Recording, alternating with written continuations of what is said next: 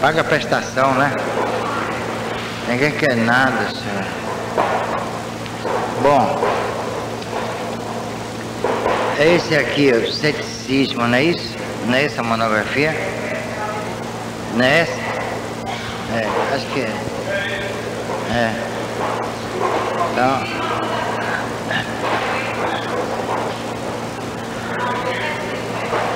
Vocês querem sobre o ceticismo, é?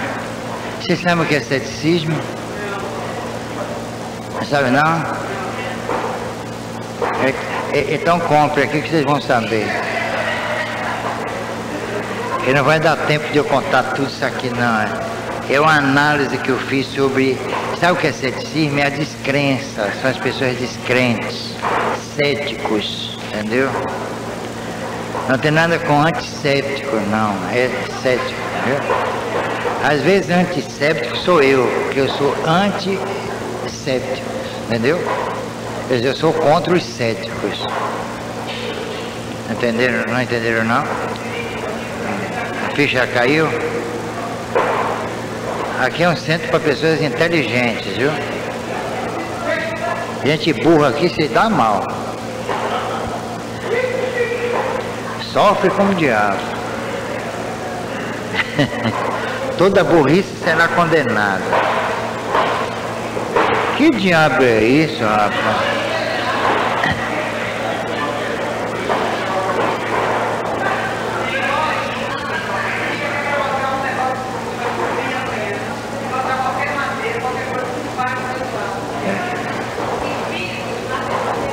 São espíritos batedores. Não vão adquirir a monografia não, mas desde sem casquinha. Que povo mais duro, danado. Onde é que vocês vão achar? Em centro espírita nenhum trabalho como esse. Me digam. Não acham não. Nem livro. Se vocês procurarem uma enciclopédia, ceticismo, é aquele negócio, aquele verbetezinho desse tamanho. Aqui sabe quantas páginas são? Deixa eu ver. 2, 3, 4, 5 páginas. Vocês estudam, vocês estão em faculdade, entrega ao professor de filosofia, para ver se conhece. E eles não conhecem. Que hoje em dia a pessoa estuda para fazer vestibular. E as provas de vestibular, vocês sabem, são provas que as pessoas decoram para responder. Resultado, não tem cultura humanística nenhuma. Ninguém sabe nada. Eu ensino no Brasil, tá uma porcaria. Aliás, não é só ensino não. Tanto que no dia 20 de dezembro, nós vamos encerrar aqui as nossas atividades. Por causa das festas aí. Isso aí enche de barraca, todo ano é a mesma coisa, né? Festa religiosa, cachaça, o diabo a quatro, né? Droga, cachaça e aí por diante, né? Resultado, nós fechamos aqui dia 20 de dezembro e só abrimos lá para o dia 4 ou 5 de janeiro, quando essas festas já acabaram, não é? Então no dia 20 nós vamos fazer um seminário sobre as leis políticas e sociais do Livro dos Espíritos. E para mostrar a muitos espíritazinhos que não estudam, espiritoides, que o Livro dos Espíritos está atual. Então a lei de liberdade, a lei de igualdade, a lei do trabalho, essas leis vão ser analisadas. Aliás, nós vamos analisar o que está acontecendo hoje no Brasil à luz dessas leis. Como, por exemplo, o problema dos sem terra, nós vamos analisar o problema do FMI e o colonialismo, né? que hoje se realiza através do FMI. O mundo inteiro quase está na mão do FMI, principalmente os países do terceiro mundo, da Ásia, África, América Latina. Nós vamos analisar a questão dos impostos no Brasil, as diferenças, as desigualdades sociais, a má distribuição da renda. Vamos fazer nosso congresso espírita, nosso seminário espírita assim.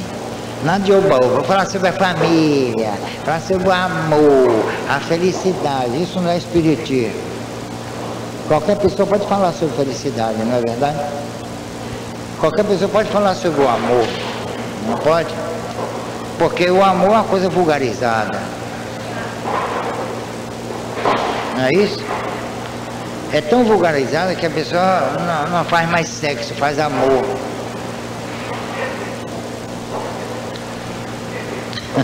Não é? A gente consegue fazer amor, virou fábrica, né? Então, resultado, nós vamos analisar a situação política e institucional do Brasil. E eu vou badalar. Eu vou para a televisão, para a rádio, a gente vai discutir politicamente o Brasil à luz do Livro dos Espíritos. Isso é que é espiritismo. Espiritismo é um negócio de homem integral, né? Outro dia teve um congresso no Centro de Convenções, em setembro, o homem integral. Eu conheço pão integral, biscoito integral, agora homem integral eu não conheço não. Só ser feito sem açúcar, né? Hein? Tem leite integral também, né? E tem gente se integrando também por aí, né? Tá uma integralidade assombrosa, né? Então o homem integral, o que é o homem integral, pelo amor de Deus? Daqui a pouco vai ter um congresso, o homem light. Não é?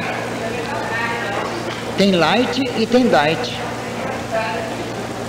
É um monte de asneira, minha gente. Isso não é espiritismo. Ah, a gente tem que evoluir. Evoluir para onde aqui no Brasil? Para onde a gente evolui? Me diga. Se aqui tudo é ou não é? Agora mesmo estavam consertando as estradas. Iam consertar.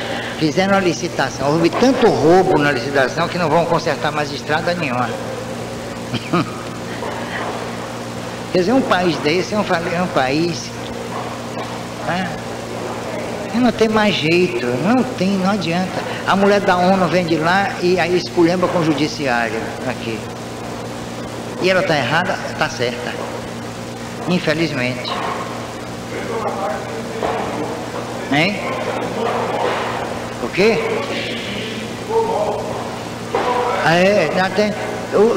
Os que prestaram declaração a ela foram assassinados.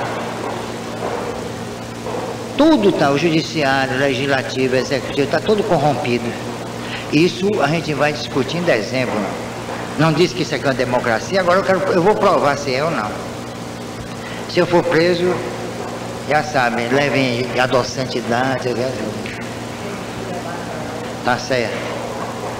Então, eu fiz em 1979, em Vitória da Conquista, um seminário. Sabe qual é o título?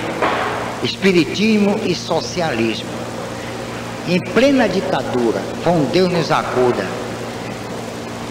Quando eu olhei para o auditório assim, estava vazio. Os espíritos, né? Sabe quem foi que compareceu? Os integrantes dos sindicatos, dos bancários, dos trabalhadores rurais de Vitória da Conquista, porque os espíritas não tiveram coragem de ir lá.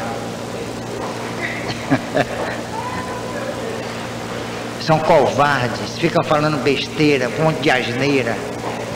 Espiritismo é doutrina social, política, como a doutrina de Jesus também. Agora, transformar o espiritismo numa religiãozinha, pronto. Eu não admito isso. Então, dia 20, me aguarde. E de amanhã 8, eu vou estar na Rádio Metrópole, das 8 da noite às 10, 2 horas vão me dar. Agora vocês vão ver o que é bom para tosse. Pode telefonar, pode fazer o que vocês quiserem. De amanhã a 8. É de Mário Kertz. E pode mandar e-mail, porque os fins justificam e-mail, né? Então pode mandar pergunta, vai botar pergunta para valer mesmo, não tem um papa na língua não, joguem duro mesmo. Aliás, tem um papa na língua, hein? De amanhã a 8 é quinta-feira, né? Amanhã não é quinta? Não é? Parece que é quinta amanhã, não é? Então, se vocês tiverem certeza que amanhã é quinta, de amanhã a 8, nós vamos estar lá, 2 horas. É aquela Rashid, Dina Rashid. Eu vou jogar duro, viu? Vocês me aguardem. 2 horas, de 8 da noite, quer dizer, das 20 às 22 horas. Eu digo 8 da noite porque às vezes a pessoa não sabe não sabe contar, a pessoa quer dizer, 22 ela fica contando assim, para chegar às 10 horas, né? Porque é uma atrapalhação danada, é 22 ou 10? São 22, porque são 22 horas depois de meia-noite, viu?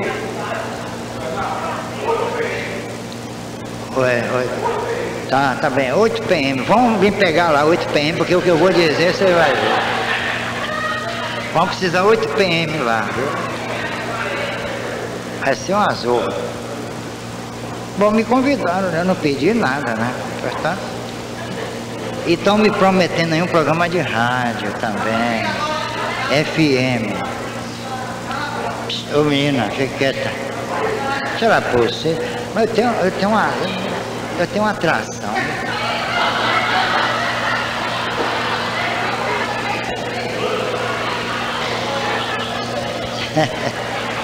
Bom, vamos estudar que é melhor, não é? Hein? Não, tem nada de oração não, se gosta de oração. Isso aqui não é igreja, é igreja. Vamos acabar com essa maluquice de oração. Vocês oram, Deus não atende, vocês ficam frustrados. Jesus foi orar no Getsemane, pediu a Deus e Deus, ó, nem estou aí, né? Deus nem ligou para ele, quanto mais para nós. Ele já nos deu livre-arbítrio, inteligência, quer dizer, não muita, né? Mas já deu inteligência, discernimento, autodeterminação. O que é que vocês querem mais? Ainda fica enchendo o saco dele? Não é? Se a gente usa o livre-arbítrio e se dá mal, ah meu Deus, me ajuda.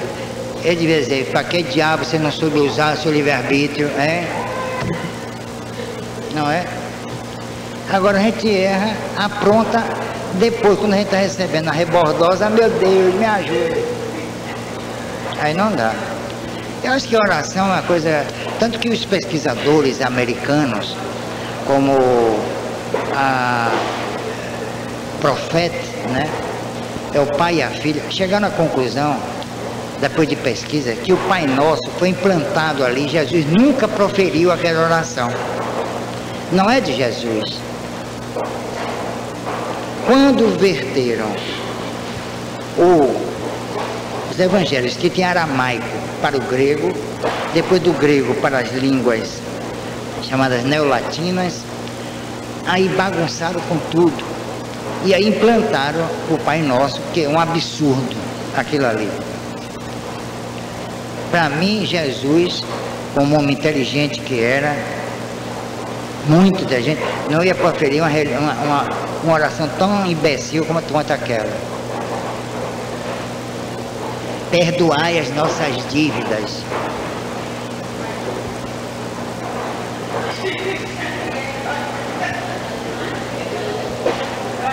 perdoai as nossas dívidas. Se Deus perdoa dívidas, eu sempre digo isso, ele se ofendeu. E se ele se ofendeu, que Deus é esse? Que o perdão decorre da ofensa, não é isso? Quem provoca o perdão é a ofensa. Que luz é essa aí que está pagando isso? Ah, é aquela ali que está com defeito. Vai cair na cabeça de um ali, viu? Está meio pendurada ali. Então vamos... O Espiritismo é uma ciência, é uma filosofia de consequências morais. Para mim não é religião. Se para vocês é, problema de vocês. Porque a religião é uma coisa que não tem mais sentido no mundo. Não tem mais. Vocês viram o que foi que a Igreja Universal fez? Hoje estão usando banho de descarrego, e sabonete, amuletos, sal grosso, água fluidificada. É o diabo. Cada dia que passa vai degenerando mais. Então, essa é a grande verdade. Bom, mas vamos estudar, não é isso? Ceticismo é uma pretensa atitude do espírito que erige a dúvida em norma geral, segundo a qual nenhuma certeza está ao nosso alcance, nem no domínio experimental, nem no campo racional. Eu vou trocar em miúdos para vocês, é melhor vocês saírem de baixo aí, viu? Essa auréolazinha de anjo pode entrar na cabeça de um assim. Isso é uma auréolazinha, né? Bom, o que é que quis dizer esse caput aqui? Preste atenção, que eu não vou perder meu tempo, hein? Ceticismo é uma pretensa atitude do espírito que erige a dúvida, que quer dizer, eleva a dúvida em norma geral, segundo a qual nenhuma certeza está ao nosso alcance, nem no domínio experimental, nem no campo racional. Aí vem a questão de Deus. Na mesma hora surge a questão de Deus, certo? Como provar a existência de Deus? Afirmam os céticos. Aí alguém, mas através de suas leis. Mas como saber que Deus elaborou essas leis? Porque as leis naturais existem, não existem? Ó, um aqui, ó. Eu vou devagar, senão quebra. Aqui é muito fraco, senhor. A lei da gravidade, ó. Não é isso? Essa é uma lei inteligente para nos prender aqui, senão nós voaríamos pelo espaço. Porque a Terra, minha gente, faz parte do universo. Ou vocês pensam que não? Ela está no meio de uma galáxia. Não pensa que ela está no cantinho assim, do universo, escondidinha não, na esquina não. Não é lei da física. A física, olha rapaz, eu estava até vendo um programa de televisão e o cara dizendo porque a física, eu aí telefonei, esse programa é gerado em São Paulo, e telefonei e digo, olha, falei com a pessoa, disse, avisa aí ao professor que física não tem lei nenhuma. As leis da física são as leis do universo que ela identificou e não criou nada.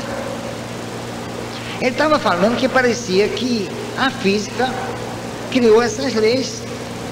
Ela apenas identificou ali, como a química, como todas as ciências que pegam algo que já existe e identifica.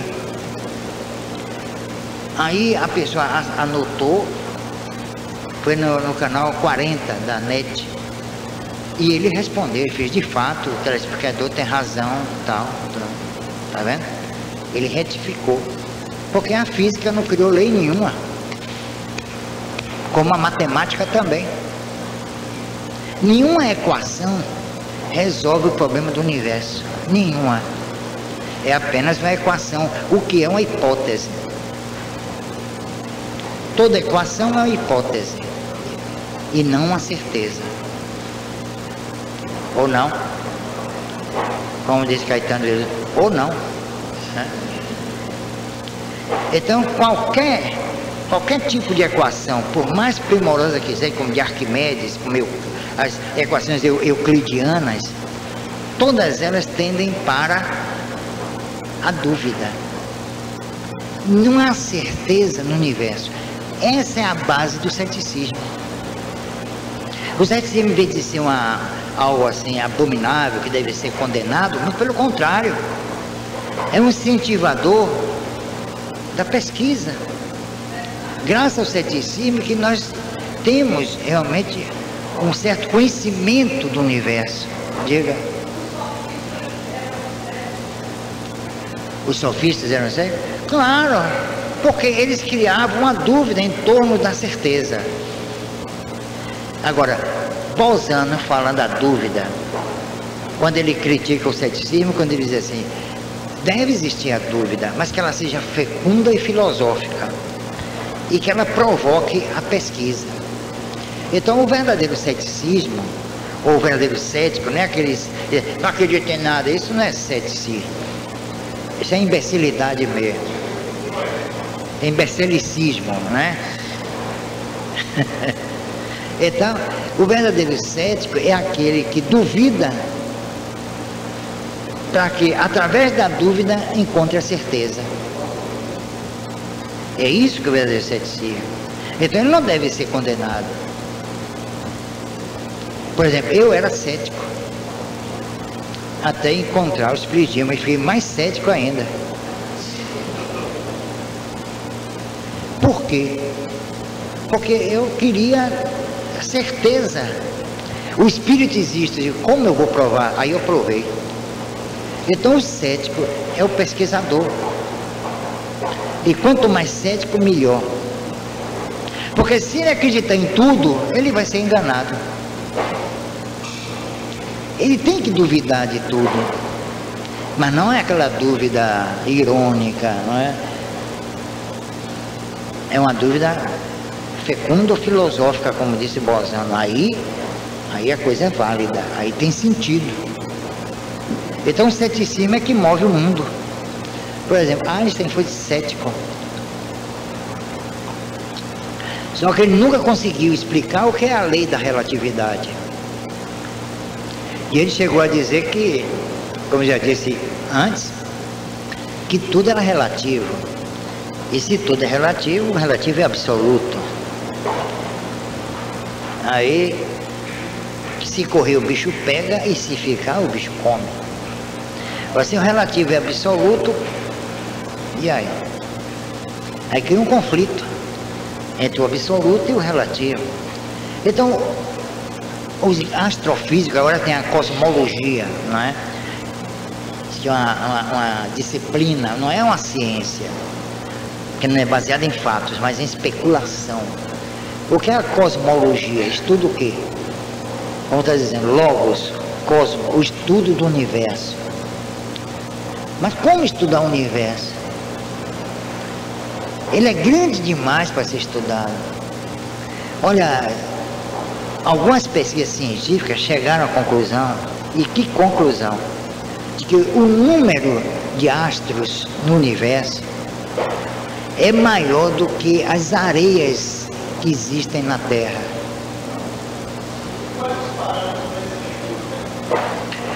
Ainda não existe parâmetros. Não é um paradigma dizer, bom, vamos partir desse ponto aqui e aí tentar encontrar, por exemplo, um dos pontos mais intrigantes é que os planetas são desabitados, pelo menos o da nossa, né, dimensão. Todos eles não têm condições de vida, mas aí é que está. Aí criaram um parâmetro, mas um parâmetro imbecil, de que qualquer tipo de vida que haja em outro planeta tem que ser o que está aqui. E se não for? Você sabe que a ficção científica cria o quê? Tipos que habitam esses planetas, não é verdade? Mas ali é do imaginário do próprio homem. O homem imagina aquilo, ele fantasia, é uma ficção. Então nós não sabemos. Ontem nós estávamos discutindo sobre as dimensões, por exemplo, o Triângulo das Bermudas.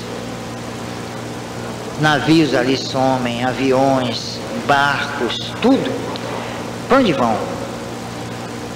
Aí eu me lembrei daquele caso, eu contei o caso de Frederick Zorn, em Física Transcendental, que através da mediunidade, vejam a força da mediunidade, minha gente, é uma força cósmica, a mediunidade, porque ela lida com o que há no universo, e ela se concentra no homem, que é um ser cósmico.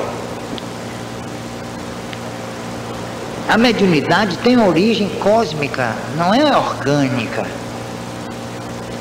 E o próprio organismo é de origem cósmica, o perispírito, e ainda mais o próprio espírito é de origem cósmica. Resultado em Leipzig, na Universidade de Leipzig, com esse matemático, físico, chamado Frederick Zorn, com William Ond, o criador do primeiro laboratório de psicologia do mundo. Eles fizeram uma experiência com um médico chamado Henry Slade, e os espíritos fizeram um trabalho fantástico. Pegaram uma mesinha e fizeram de sumir metade da mesa. A parte da mesa aqui desapareceu, a outra era visível e palpável. E aí, para onde foi aquele pedaço de mesa? Para a dimensão do espírito? Não, para a dimensão cósmica. Não existe uma dimensão do espírito. Não é a dimensão que se determina pelo espírito. O espírito vai para uma dimensão, que não é dele, é apenas uma dimensão. Entendez-vous? Então não existe uma dimensão espiritual. Existe uma dimensão onde o espírito vai. É diferente. Aí anula tudo aquilo que vem de lá do mundo espiritual. Mundo espiritual. Não existe um mundo espiritual. Existem dimensões. E quantas dimensões? Hoje você não pode dizer que o mundo é tridimensional. Largura, altura, não sei o que lá, não é isso? Hoje já existem muitas dimensões. Descaracterizou aquela história do tridimensionalismo. Então o espírito vai para essa dimensão. A mesa foi para essa dimensão. E os espíritos então fizeram que ela saísse dessa dimensão e reaparecesse integralmente, totalmente. Fizeram novamente. Então qualquer objeto do mundo físico pode existir nessa dimensão, chamada imponderável. Mas para que algo ou alguém, ou um ser da dimensão imponderável, que é muito mais, para mim, é muito mais factível chamar dimensão ponderável do que dimensão espiritual, porque não é dimensão espiritual, uma mesa foi para lá, hein? E agora? Uma mesa foi para lá. Então não é a dimensão espiritual, é a dimensão da matéria, num estádio que ainda não foi identificado pela física. Porque o preconceito anula qualquer tipo de investigação mais aprofundada, não é? Olha, vocês façam a pergunta mais dentro do tema, hein? Não derivem para bobagem, vai, diga. Hoje o espírito está aqui, não é brincadeira. É fogo na canjica.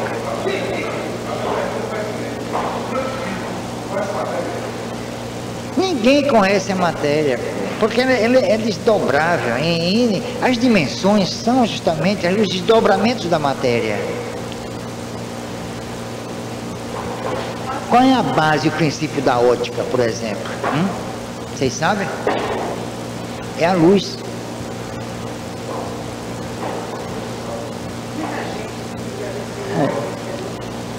Que Fernando? Não, isso é feito com cientista, não bota ninguém. Olha, o verdadeiro cientista não quer nada para divulgar, nada disso. Eles fazem as coisas ali secretamente. Então, resultado, a matéria pode existir na dimensão erroneamente chamada dimensão espiritual. Agora, para que algo da dimensão espiritual, no caso o espírito, que existe nessa dimensão é o espírito. E quem cria todos esses acessórios é o espírito. Fica fazendo parte daquela dimensão. Aí o hospital, o edifício, a rua, a árvore, a sopa, tudo isso são projeções mirabolantes do espírito. Não existem lá. Então, se um espírito, porque eu nunca vi um objeto ideoplástico do mundo espiritual se materializar no mundo físico. Isso é impossível, porque é ideoplástico. Criado pelo espírito.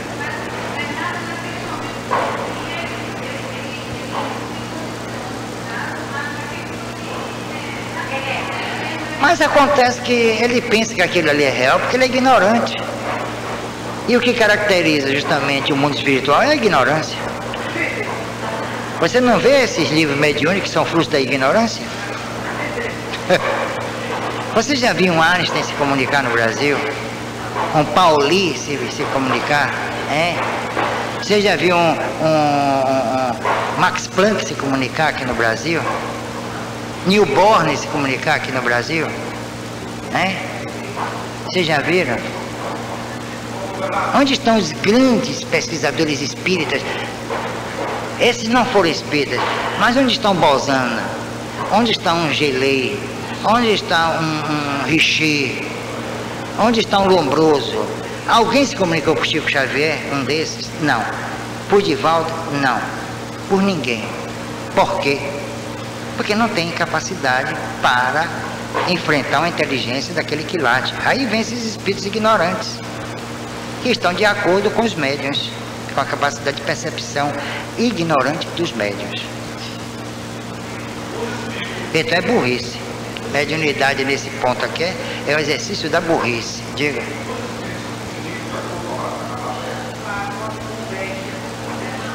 Faça pergunta inteligente, pelo amor de Deus.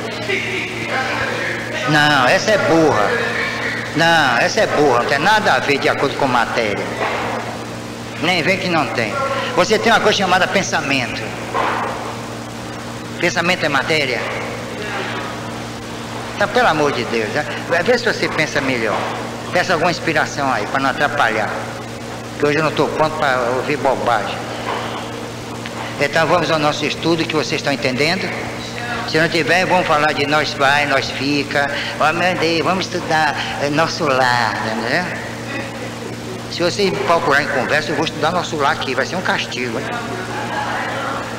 Olhe bem. Então, resultado, não existe um mundo espiritual. Voltamos a bater nessa tecla. Existe uma dimensão que nós ainda não sabemos como funciona.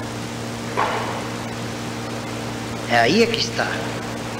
Quem nos projeta lá? Aquilo que pela ignorância chamamos de morte.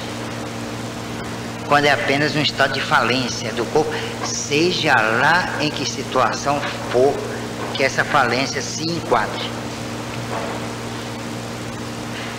Então nós somos projetados a essa dimensão. Pronto. Aí vocês veem uma coisa que eu falo aqui sempre, porque eu acho o suprassumo da ignorância. O seu André Luiz dizer que saiu do perispírito e foi visitar a mãe. Aquilo ali é um negócio sério. Aquilo é uma mentira. E se ele aparecer aqui na cara dele, se é que ele existe, dizem até que é uma falange. Ele sair do perispírito, não pode sair do perispírito, não dá. O espírito tem que esperar o perispírito chegar a um estado, vamos chamar assim, hipotético de quintessenciação, que ninguém sabe que diabo é quintessenciação. É um termo tomado dos alquimistas, entendeu? É do imaginário alquimista, para se fundir ao espírito e aí constituir um ser que ainda vai habitar, ninguém sabe que dimensão do universo. Então nós somos um projeto, mas esse projeto não é conhecido do próprio espírito. Então por isso que eu acho a imbecilidade aqui, autoiluminação, autoequilíbrio, equilíbrio interior, felicidade, tudo isso aí é balela. Porque eu não estou aqui para ser feliz, nem para ser infeliz, porque são conceituações nossas em relação ao que? Ao que nós experimentamos sensorialmente.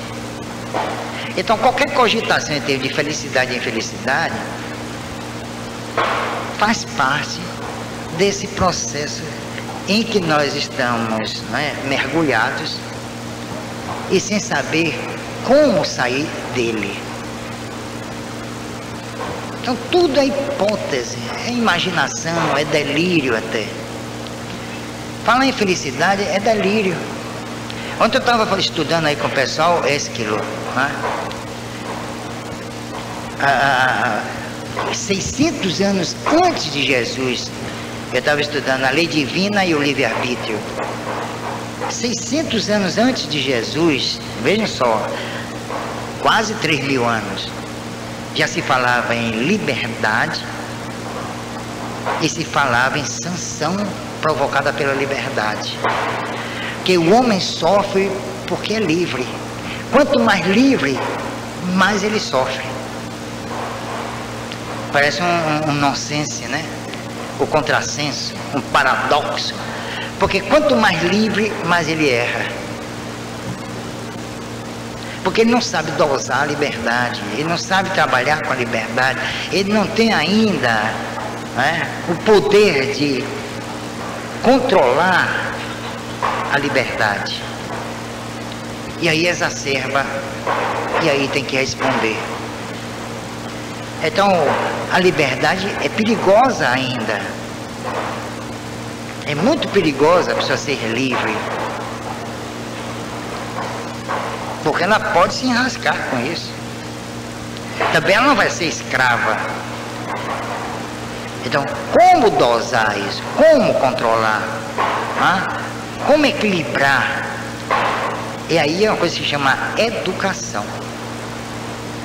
Mas nessa educação de escola e de família não, que isso não funciona.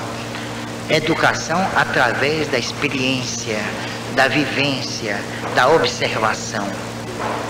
Como a maioria não procede assim, a maioria sofre.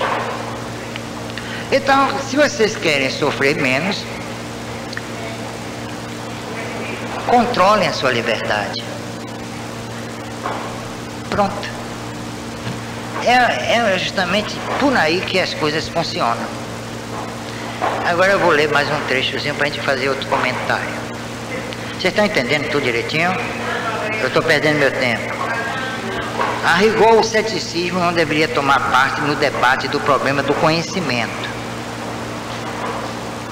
visto que ele mesmo, pela posição que sustenta, adotando o epoché, elimina-se do terreno da disputa.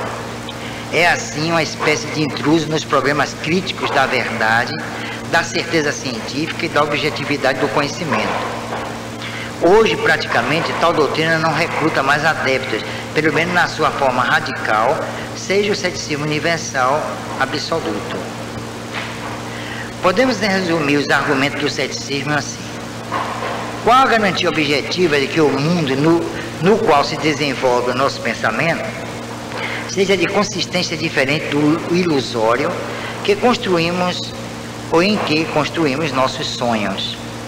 Aí é que está algo para se discutir.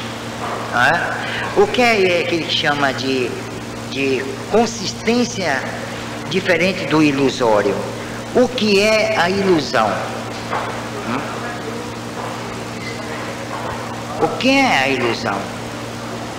Por exemplo, o mundo físico visível é ilusório? É. Porque ele será assim até quando nós estivermos nesse estágio eminentemente sensorial. Porque tudo funciona em torno do nosso sensório. Então, o mundo foi feito para o homem. O mundo que eu estou falando é o nosso mundo aqui. Vamos nos restringir aqui, à Terra.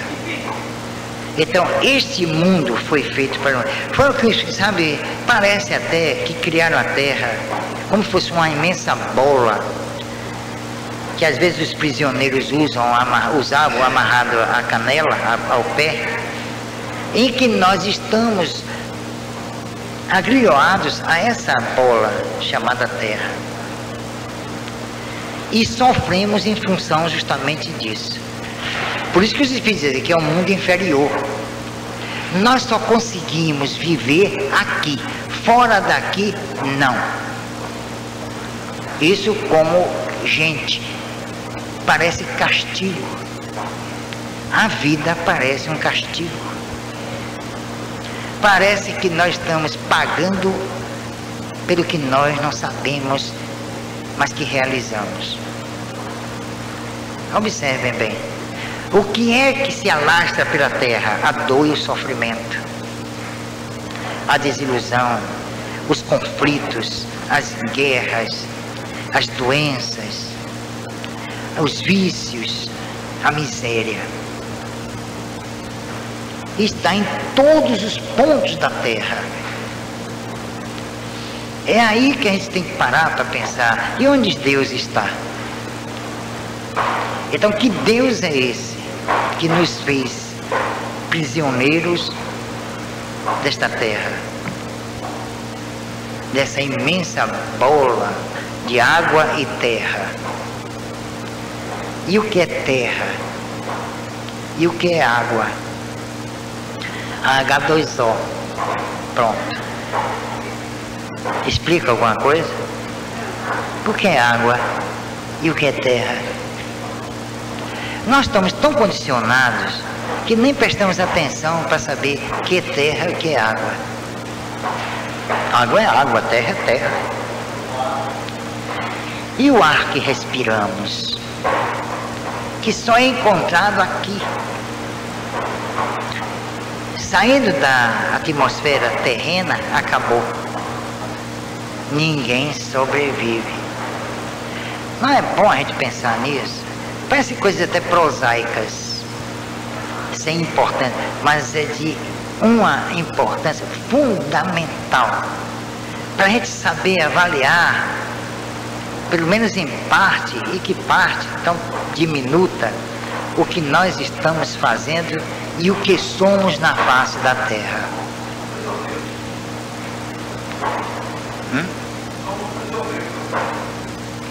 De quem? Ela não.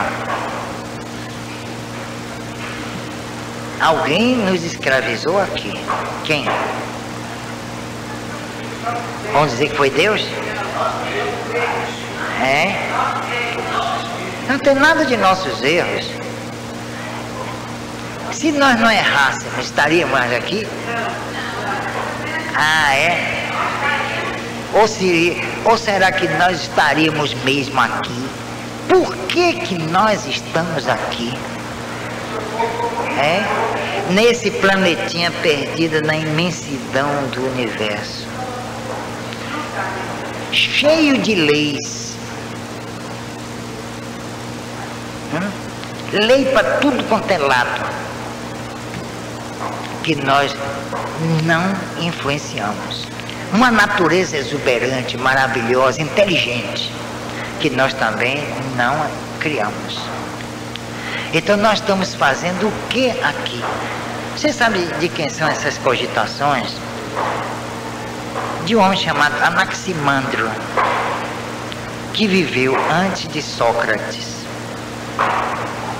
Ele foi um dos precursores dos pré-socráticos. São dois grandes nomes que vocês não conhecem, Anaximandro e Anaxímenes. Eles começaram a cogitar sobre isso, que era a Terra e o homem. Vocês reparem algo interessante. Aquela citação bíblica que parece ter um fundo de verdade: do pó viestes, ao pó retornarás. Repare para onde vai o corpo físico. Volta para onde? Porque o corpo físico é filho da Terra. Tu chama de Gaia. É a mãe Terra. Então nós fisicamente somos filhos da Terra. Espiritualmente não. Então qual a nossa origem espiritual? Qui lo sait? Como diz os franceses, qui lo sait, quem sabe? Então a gente pode estudar biologicamente o ser. Vamos estudar o ser, a antropologia, a paleantropologia, aquela coisa toda, muito maravilhosa. Agora, e o ser que deu vida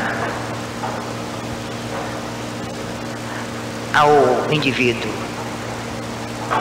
Indivíduo no sentido sociológico, antropológico. Como ele deu vida?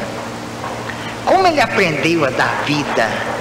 A constituir a vida e adequar essa vida à vida planetária. Hein? Como? Não há vida. Mas tudo é ilusório. Um dia tudo isso vai desaparecer, como se fosse um passe de mágica. Por isso que quando a sonda espacial, criada pelo homem, chega a um planeta inóspito, careca, ela fotografa, filma, aí chega lá na NASA: essa Terra não tem vida. Tem, mas só que a máquina é tão sensorial quanto o olho do homem. Ela vê aquilo que sensorialmente existe. Ele capta a dimensão dele, a máquina quer captar lá a dimensão daqui. E aí é que está o erro.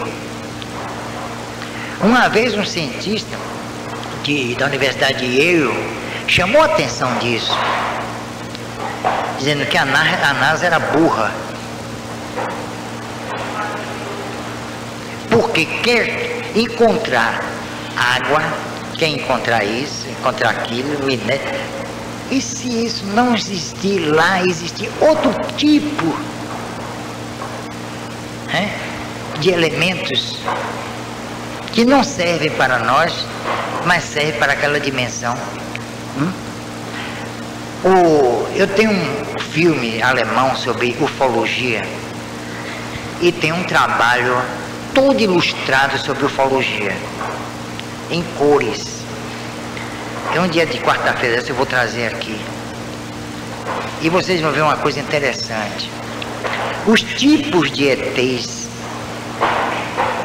que aparecem aqui estão de acordo com o que a pessoa regionalmente imagina ser um ET. Então eles captam a imagem e o perispírito dá a ele mesmo a forma que desejar. Por isso que eles não têm combustível. A nave é comandada pelo pensamento. Olha aqui agora. Eu já fui visitado dentro do meu quarto, isso há 20 anos, minha ex-mulher testemunha, uma geringonçazinha dessa ficou rodando para lá, para dentro do quarto, como se estivesse fotografando, me conhecendo, qualquer coisa dessa. Então eles não têm mais combustível. É a força do pensamento que nós ainda não dimensionamos. Nós somos, é por isso que Jesus disse, vós sois deuses. E somos. Mas estamos numa situação tão miserável, tão mesquinha, tão abjeta, que nós nos subestimamos de tal forma que a maioria esmagadora da humanidade não admite a imortalidade do ser, ou a sua própria imortalidade. E aí é que está o grande drama do homem, é se julgar um ser finito. Merleau-Ponty escreveu um livro chamado Finitude, Metafísica e Finitude. Merleau-Ponty era um pensador francês, não era espírita, era um sociólogo, mas ele tinha tendências realmente espiritualistas, digamos assim. E ele faz um confronto fantástico entre o psiquismo, manifestado através da paranormalidade, e a finitude, a pretensa ou a pseudo-finitude humana. E ele chega a uma conclusão estarrecedora para os meios cultos na França. Ou o homem é imortal, ou o ser é inútil. Sartre repetiu isso. E Sartre plagiou Merleau-Ponty. Ou o homem se considera um ser imortal, ou ele é um ser inútil na face da Terra. Fim de papo. E aí entra o que? Diante disso, as cogitações. Por que eu vivo? Para que eu vivo? Qual a finalidade da vida? E aí por diante. Então, resultado, isso cria o ceticismo, isso cria o desânimo, isso cria o suicida, isso cria a depressão, e aí por diante.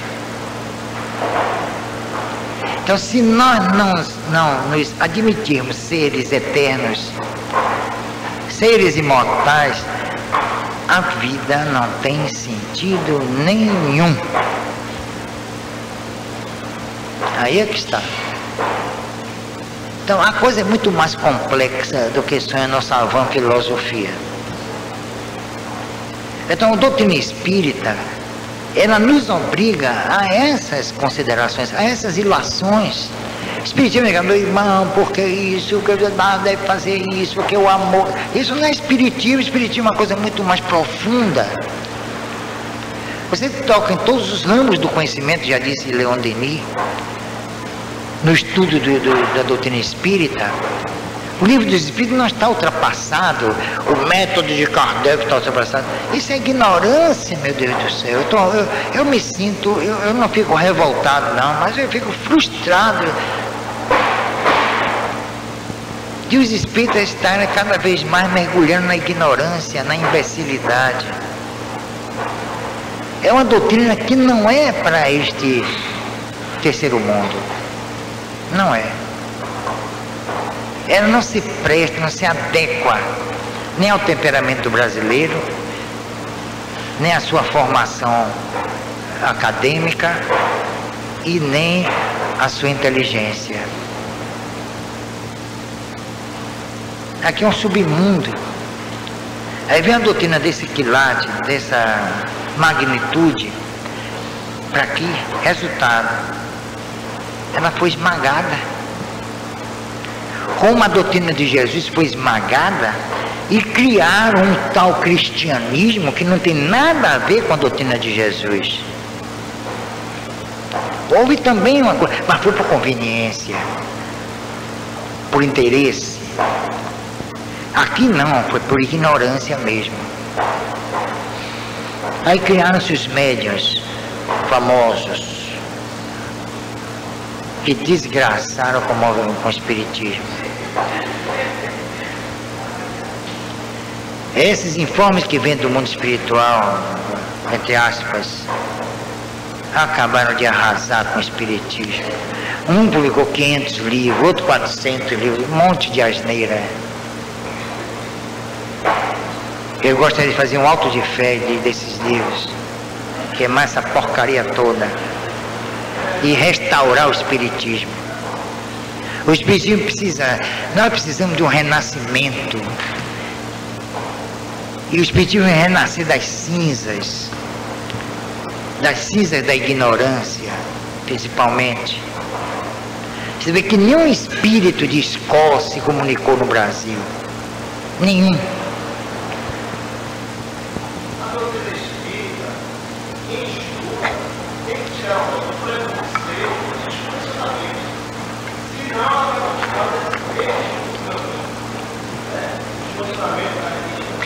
Não, o problema é o seguinte, é saber como estudar o espiritismo, porque ele não é acadêmico. Quem é que estuda o espiritismo? Quem é que está estudando? Ninguém. Você chega hoje, depois você conclui, você vê por isso que eu não fui no Enconluz, nem fui no Congresso Estadual no ano passado, nem vou. Eu vou me lidar com quem? Com um monte de beatas e beatos de centro espírita? Com quem eu vou lidar? Quer dizer, Bernardo é presunçoso. Não é questão, eu me valorizo muito, você sabendo dessa? Tanto que muitas vezes eu dispenso o elogio, porque termina sendo um pleonasmo.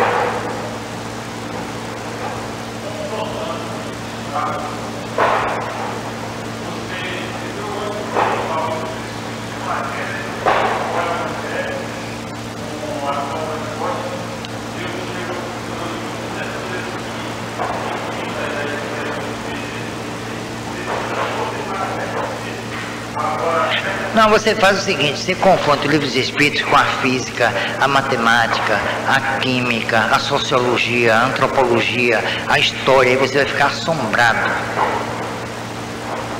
Kardec foi um gênio. Foi um gênio mesmo, não é brincadeira não. E o que está no livro dos espíritos é atual, tudo é atual.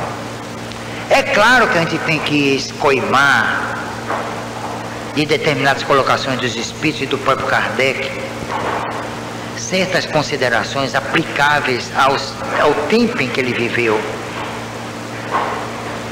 Mas há muita coisa ali que se projeta no tempo e no espaço. E quando digo projetar no tempo e no espaço, é intemporal. Aí pode ser válido hoje como daqui a 100 anos. Porque ele trata da natureza do ser, que ainda não foi dita a última palavra. Nem os gregos disseram, nem ninguém conseguiu dizer, nem os grandes pensadores, nem o Schopenhauer, nem o Immanuel Kant, né? Nenhum deles conseguiu definir realmente a inteléquia do ser. Nem o Aristóteles, nem o Platão, nem Sócrates.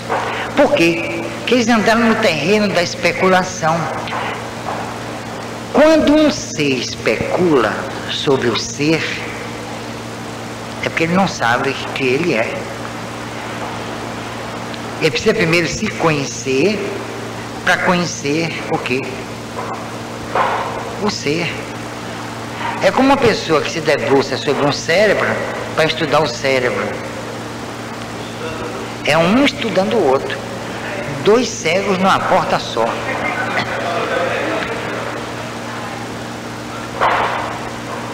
Não, é ou não é? Então a gente tem que fazer uma reavaliação do que é conhecimento. O que é conhecimento? É algo que se adquire ou é inato?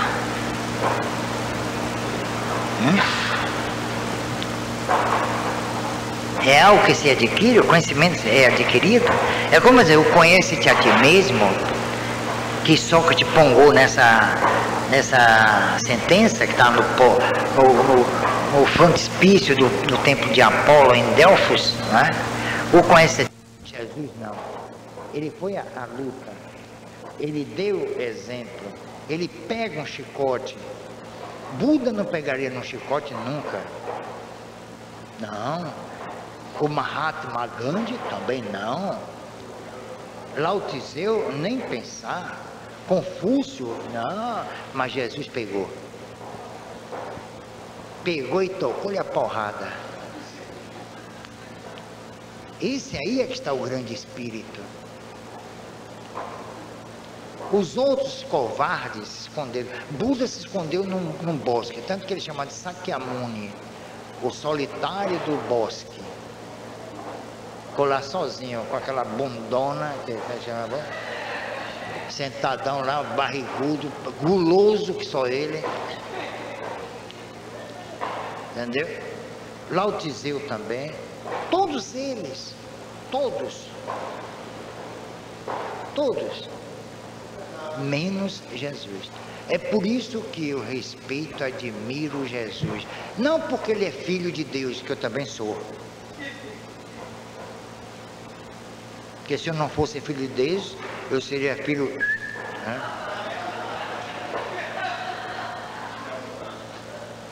Mas é? Filho... Então, resultado, ele sim que deu exemplo, ele ensina e exemplifica. Ele faz o seguinte, é como quando ele pegou o chicote, ele disse para a humanidade, olha, quando vocês se revoltarem, usem sua revolta, mas usem sua revolta em causas justas.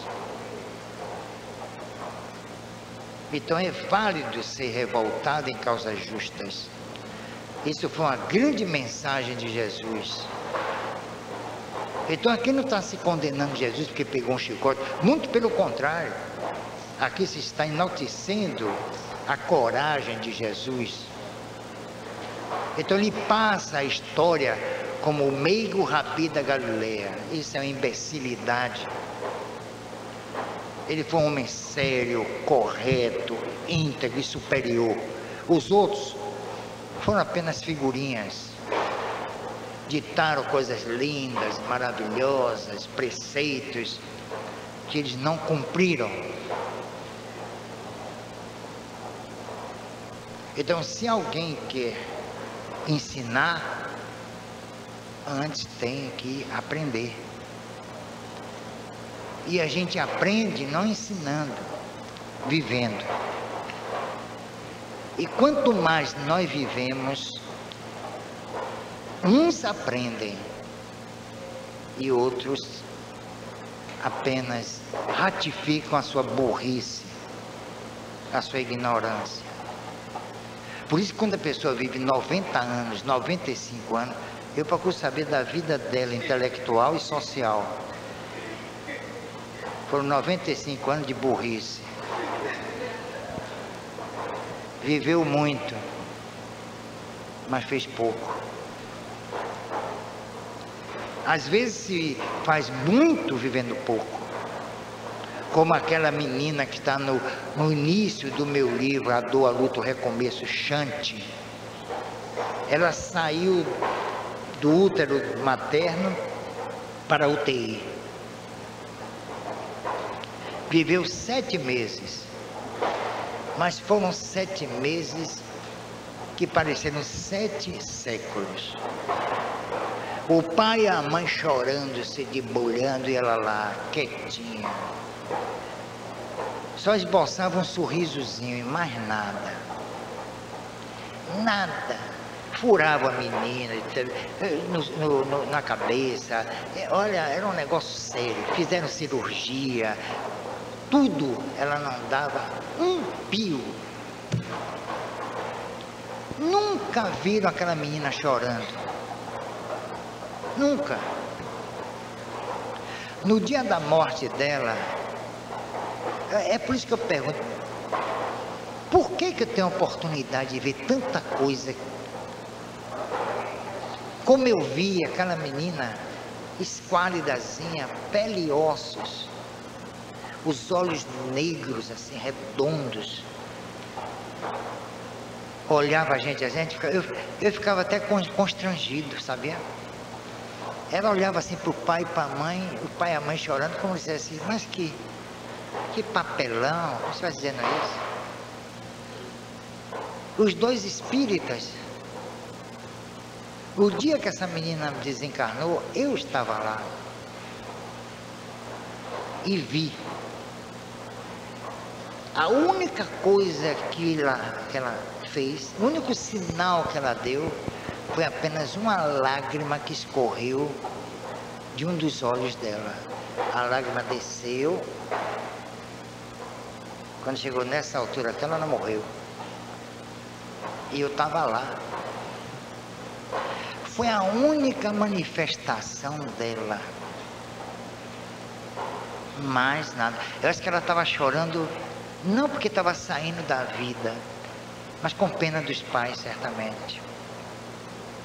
E eu disse a eles, parem de chorar, deixem esse espírito sair da vida, sem essa lamentação de vocês, isso é um absurdo. Eu dei um esporro nos dois. E aí foi que eu vi, ali, naquele momento, que não precisa viver muito para ensinar muito. E ela me deu uma lição que eu nunca pensei ouvir de quem quer que seja neste mundo.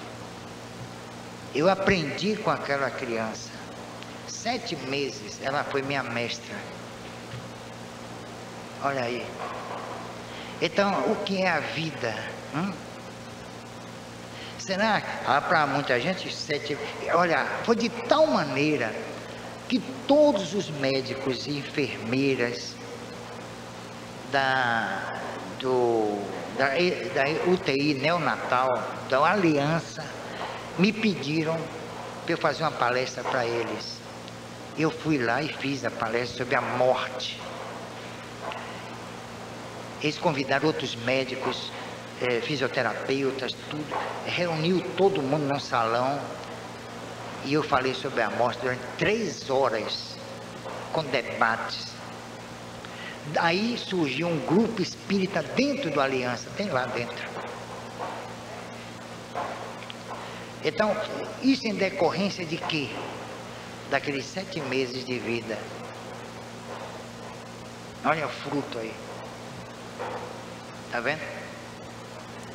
Então, gente, espiritismo não é esse oba-oba, axé, isso tudo é ridículo, isso faz parte do submundo em que nós estamos, esse mundo de ignorância,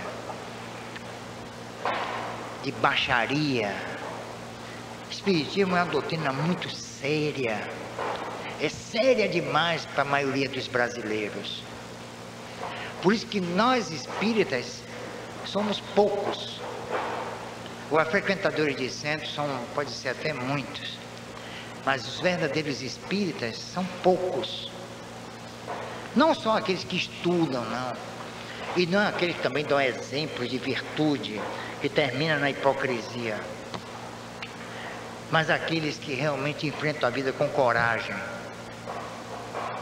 E que sabem divulgar sua doutrina, se esforçando para dar exemplos.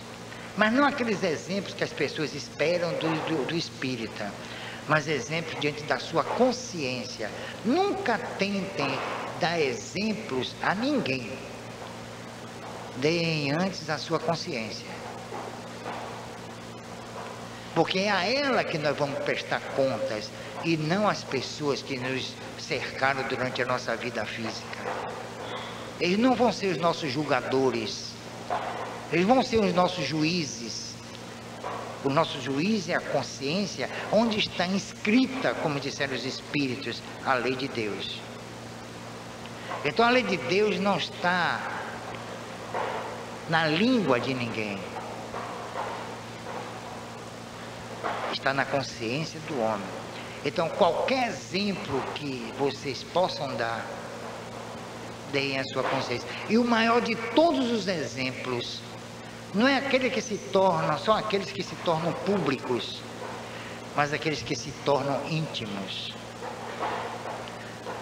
Como pensar bem, pensar com justiça, agir com discernimento, com critério, porque nós já chegamos a esse ponto. Nós já podemos agir com justiça, mesmo que nos julguem justos.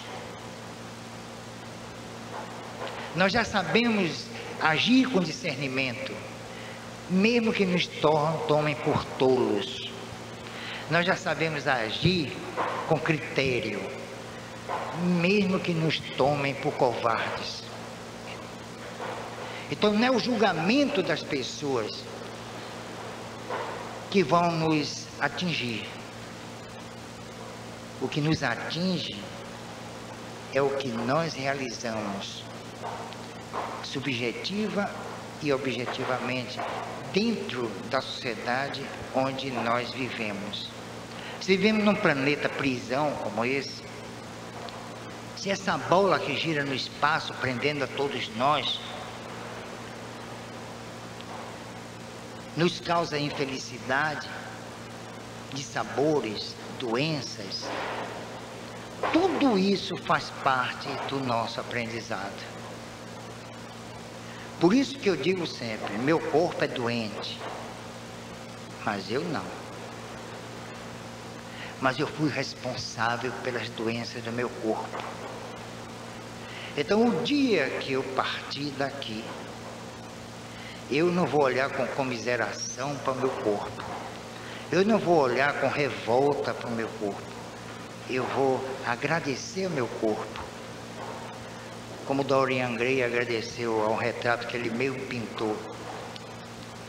Então meu corpo é a representação daquilo que eu fui, daquilo que eu fiz.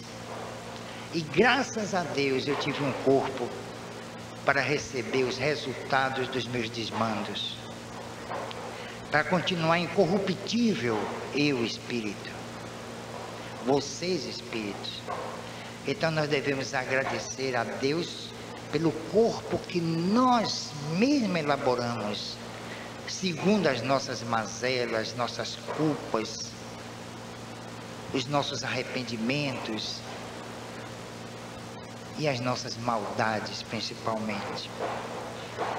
Então esse corpo que Deus nos fez criar, e somos co-criadores, Ele se encarregou de criar o espírito, nós nos encarregamos de criar o indivíduo.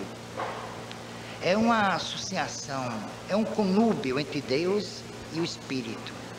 É uma interação perfeita entre o cosmos e a terra, entre o ser e o devir, como diziam os grandes mestres do pensamento grego, helenístico. Então nós temos essa força dentro de nós mesmos, chamada espírito. Eu, espírito, estou aqui falando para vocês. Se o corpo nosso é susceptível a doenças e fraquezas, nós não devemos abandoná-lo. No dia em que partirmos definitivamente deste plano para o outro plano, nós não devemos abandoná-lo com desprezo. Devemos agradecer a Deus por termos tido a oportunidade de criar o nosso maior amigo e defensor, o corpo físico. E muita paz. Vamos encerrar. É assim.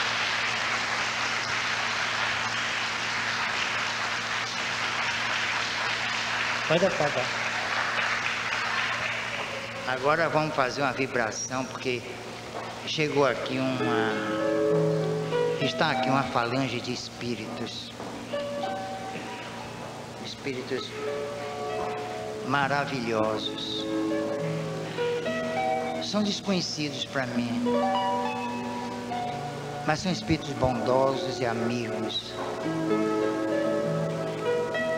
Eles vieram atraídos hoje por uma entidade que esteve aqui todo momento com vocês. Foi um homem de ciência. Ele usou o intelecto, ele usou a inteligência, mas foi um homem que conseguiu amar muito nesta vida. Ele não amou com o coração. Quem ama a humanidade, ama pela inteligência. Foi assim que Jesus fez. E foi assim que os grandes espíritos que o seguiram fizeram. Então hoje esteve aqui um espírito que conseguiu amar realmente a humanidade.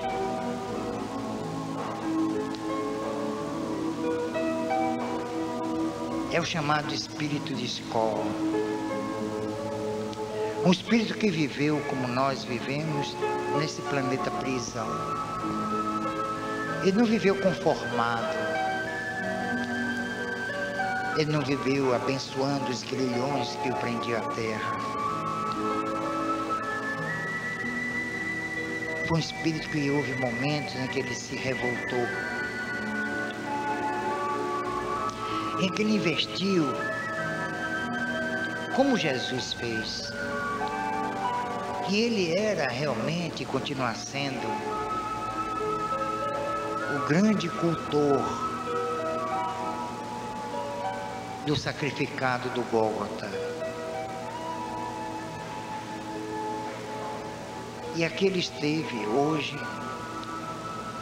e eu me sinto muito feliz em que ele tivesse usado a minha mediunidade para se expressar, para se comunicar com vocês. Foi um espírito que viveu há muitos anos, há muitos séculos. Ele deu início a um movimento fantástico. A escola neoplatônica de Alexandria. Houve reencarnações posteriores, mas ele preferiu preservar aquelas suas características, até mesmo seu aspecto físico, de quando aqui viveu.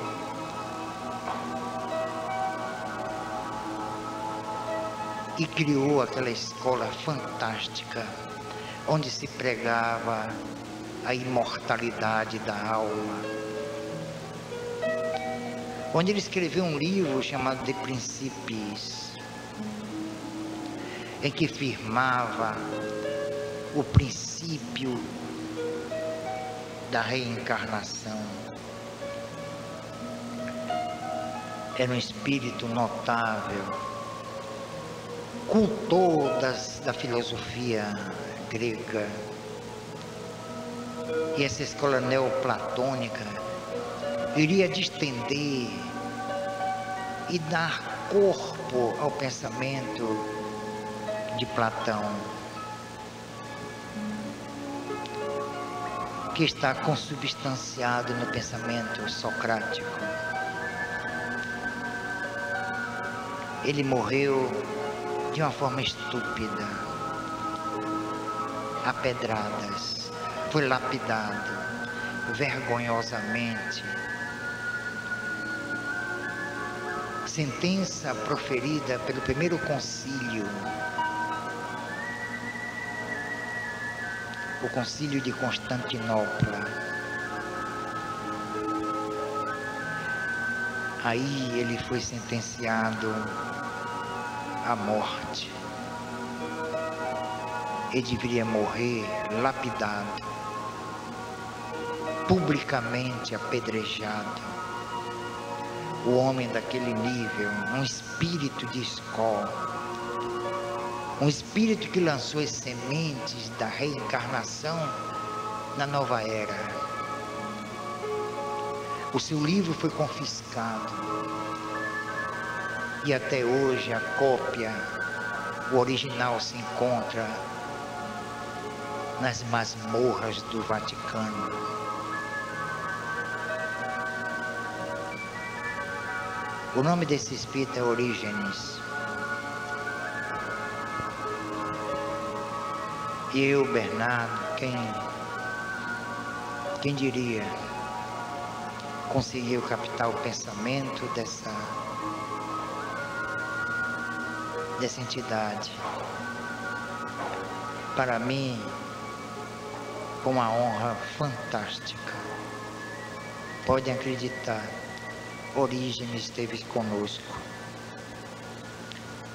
E seu pensamento continua tão vívido, tão profundo, tão espiritualizado, quanto na época em que ele escreveu aquele magnífico trabalho, em que divulgava pela primeira vez a reencarnação sobre bases sólidas, exequíveis, não como fruto de uma religião,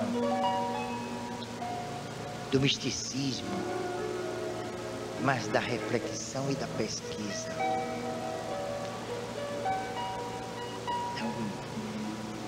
Que Jesus, o nosso grande mestre, mestre de todos os mestres, seja sempre conosco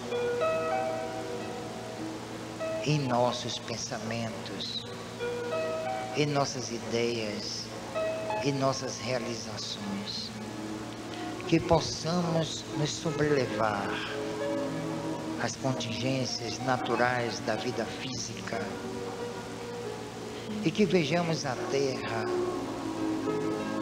como lugar abençoado, o lugar de nossos castigos, de nossas culpas, das nossas conquistas, da exacerbação dos nossos sentimentos, mas o lugar que Deus escolheu para nós, não porque merecemos, mas porque precisamos. Muita paz para todos e que Jesus seja sempre conosco. Até amanhã.